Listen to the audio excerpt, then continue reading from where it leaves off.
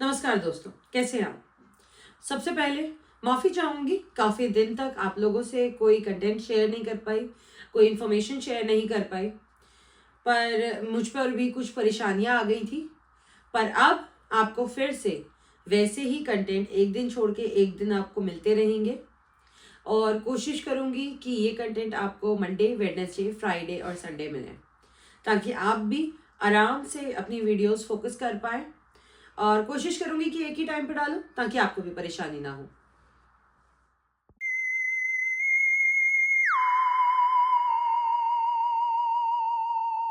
नमस्कार दोस्तों, तो आज हम बात करने वाले हैं उन स्त्रियों के बारे में जिनकी सुंदरता ने ऋषियों के तप तोड़ दिए, जिनकी मुस्कान ने स्वर्ग हिला दिया और जिनके अस्तित्व आज भी रहस्य का पात्र बने हुए हैं।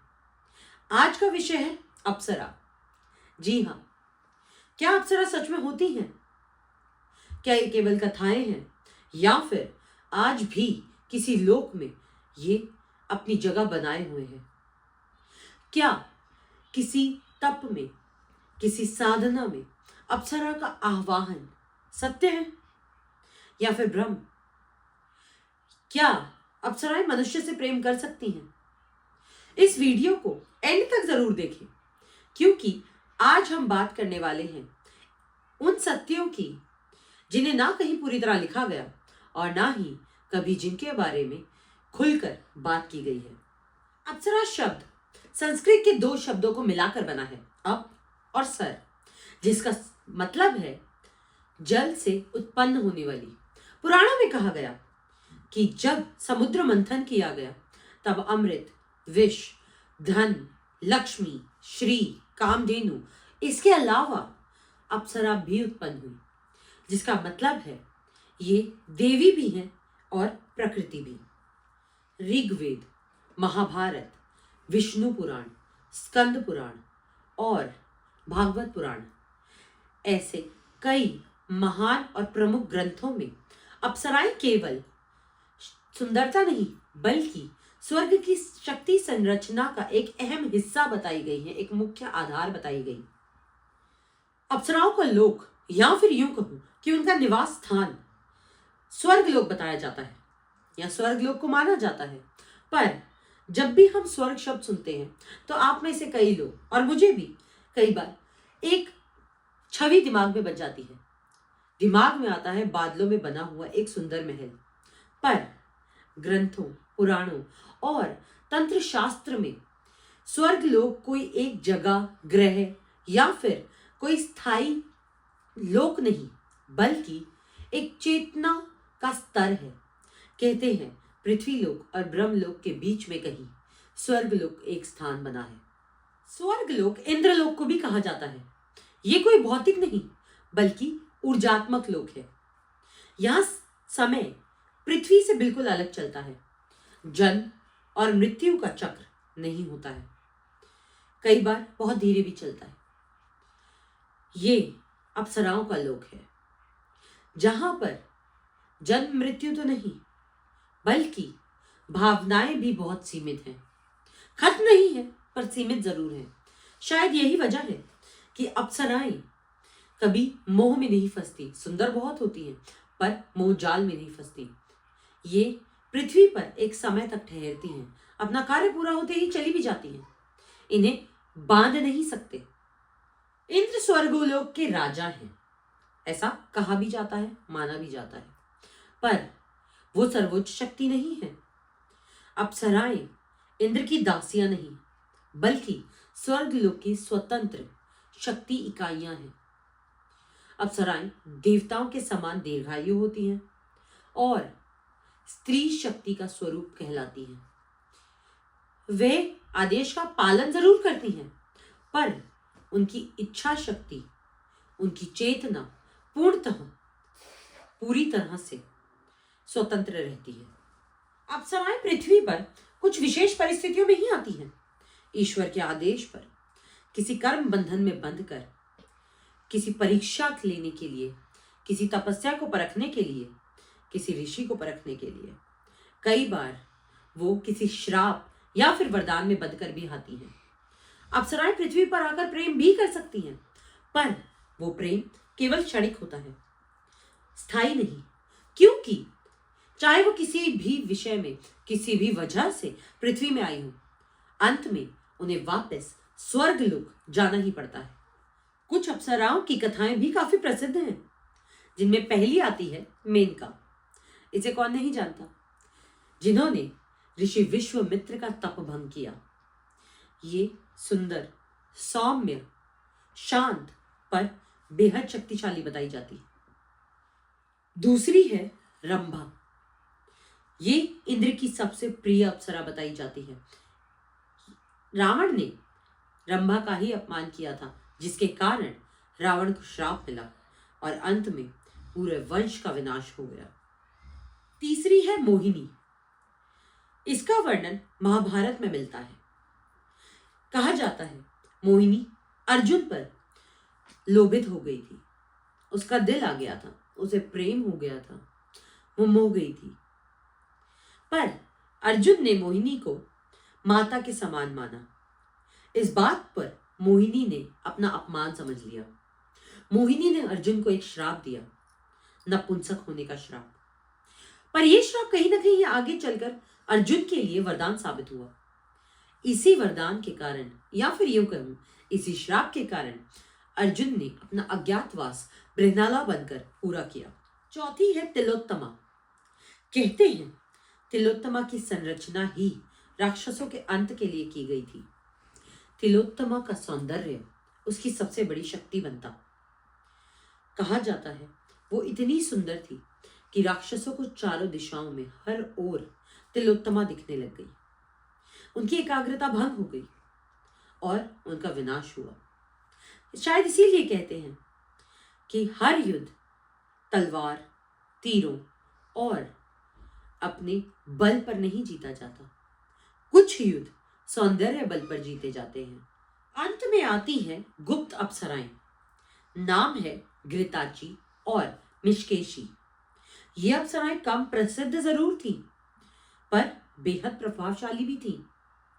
ये कुछ गुप्त कर्मों को पूर्ण करने, ऋषियों को, कई महान मुनियों को गृहस्थ जीवन में लाने और विशेष वंशों का निर्माण करने का काम करती थी। इनसे जो वंश जन्मे उनमें कई महान राजा बने, कई महान ऋषि मुनि बने और कई महान समाज निर्माता भी बने।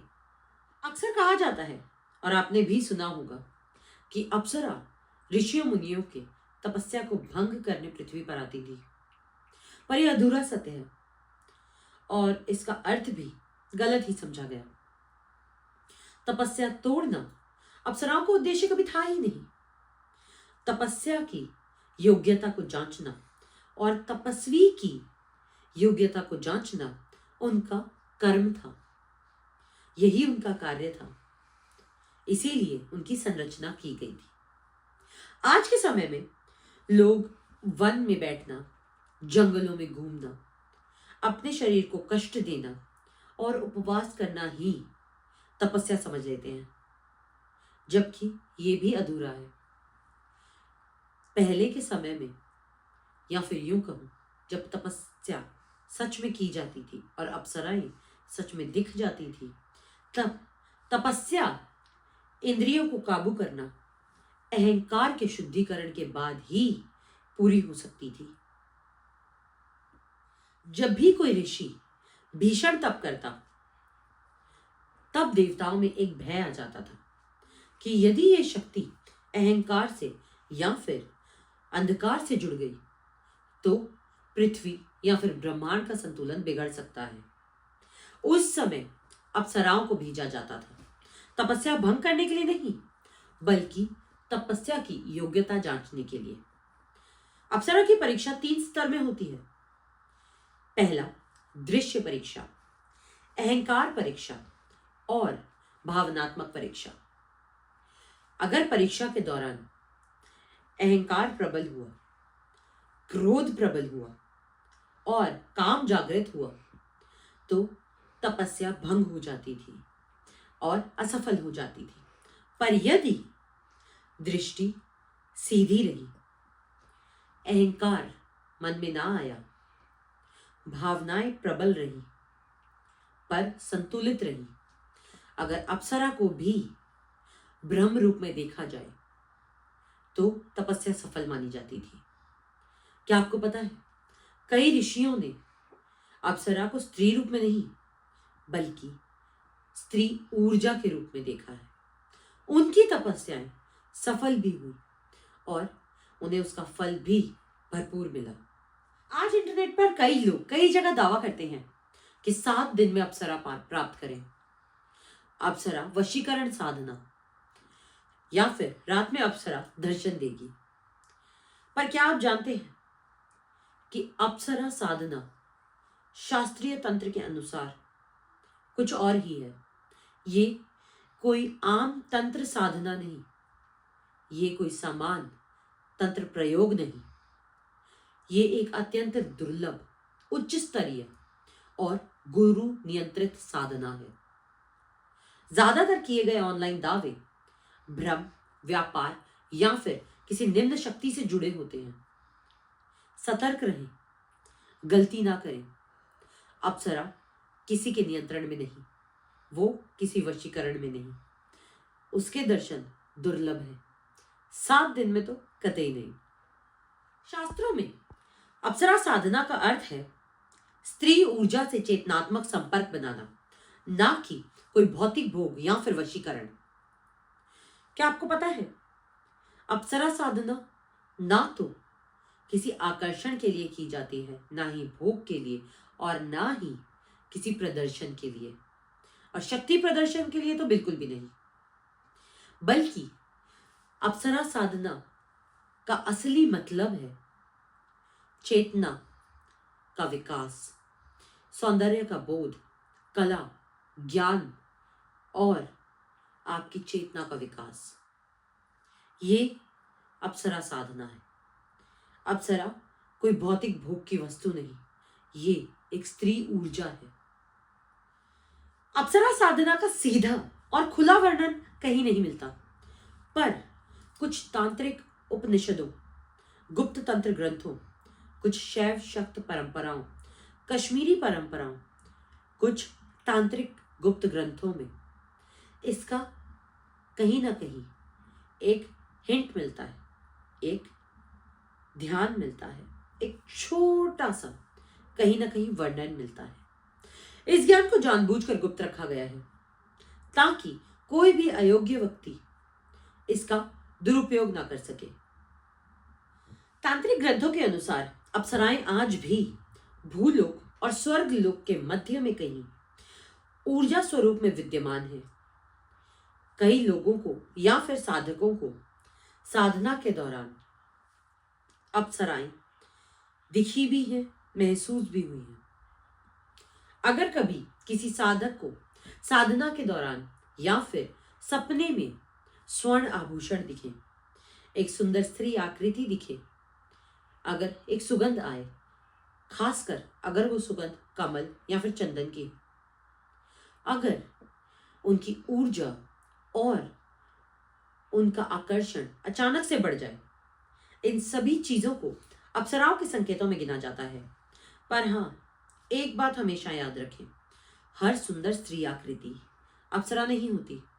कई बार भ्रम में कुछ निम्न शक्तियां या फिर यूं कहूं कुछ बुरी शक्तियां भी सुंदर स्त्री की आकृति के रूप में आ जाती हैं और भ्रमित कर देती हैं, और ये गलती आगे चलकर बहुत भारी पड़ सकती है।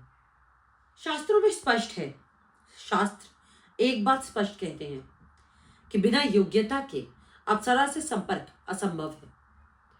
कुछ योग्यताएं, कुछ सैद्धांतिक योग्यताएं आवश्यक हैं, जैसे काम विकार पर नियंत्रण, एक दीर्घ लंबे समय तक किया जाने वाला ध्यान या फिर साधना, आपकी इंद्रियों पर संयम और आपके गुरु की सीधी अनुमति। यदि कोई व्यक्ति वासना विकार से भरा हुआ है तो उसके लिए अप्सरा तो नहीं पर भ्रम या फिर निम्न शक्तियां जरूर आकर्षित होती हैं। अप्सरा इंसान से जुड़ती है। हो सकता है आपको कहीं दर्शन भी दे, पर वो किसी मनुष्य का आदेश नहीं मानती। ये एक स्वतंत्र शक्ति है। अप्सरा साधना कोई सरल साधना नहीं, इसके अपने खतरे भी हैं। गलत मार्ग से अगर ये साधना की जाए तो इससे भय, ऊर्जा क्षय, भ्रम, पागलपन जैसे कई चीजें हो सकती हैं, कई खतरे हो सकते हैं। आपके काम विकार में वृद्धि आ सकती है, आपको कमजोरी हो सकती है, आपको भय हो सकता है, आपको कई भ्रम हो सकते हैं, कई निम्न शक्तियां आकर्षित हो सकती हैं। इसीलिए इसे पुराने वक्त में केवल सिद्ध योगी, राजऋषि या फिर कुछ खास लोग ही किया करते थे, और वो भी जीवन में केवल एक बार या फिर कई बार उससे भी कम। अब आते हैं उस सवाल पर जो आजकल सभी के मन में है, आपके भी, जिसका उत्तर कहीं नहीं मिलता, जिसका उत्तर गलत ही मिलता है, व्यापार मिलता है। क्या अप्सराएं आज भी, आज के समय में भी मनुष्य से संपर्क करती हैं? क्या दर्शन देती हैं? अगर शास्त्रीय उत्तर ले तो हाँ, आज भी अप्सराएं मनुष्यों को दर्शन देती हैं, पर यह बेहद दुर्लभ, नियंत्रित और अप्रत्यक्ष होता है। अगर आप ये समझें कि प्रत्यक्ष रूप में आपको दर्शन होंगे तो ये लगभग आज के समय में ना के बराबर है। अगर दर्शन होते भी हैं, अगर संपर्क होता भी है, तो वो केवल संकेतात्मक होता है, ना कि कोई दृश्य नाटक।